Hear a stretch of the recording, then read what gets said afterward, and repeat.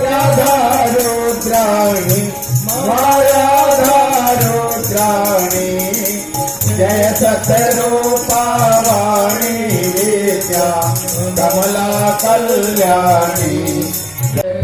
जब यहाँ से आरती के बाद निकलेंगी तो यहाँ टेबल लगा हुआ है, कार्यालय बना है, वहाँ जाकर के एक फार्म है, उस फार्म को भरेंगी।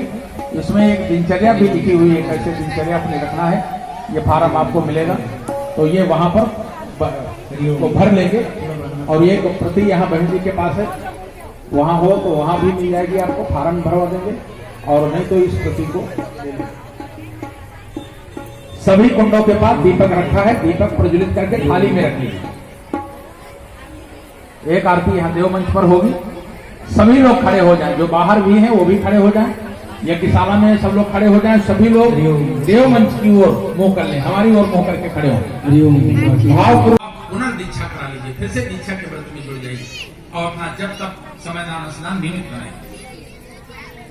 एक होती भागीदारी दीक्षा, गुरु जो अभियान चला रहा है उसके साथ भागीदार होना है। और भागीदारी दीक्षा तो यहां सबको लेना चाहिए। वायु बहनों, गायत्री परिवार खुली किताब की तरह है।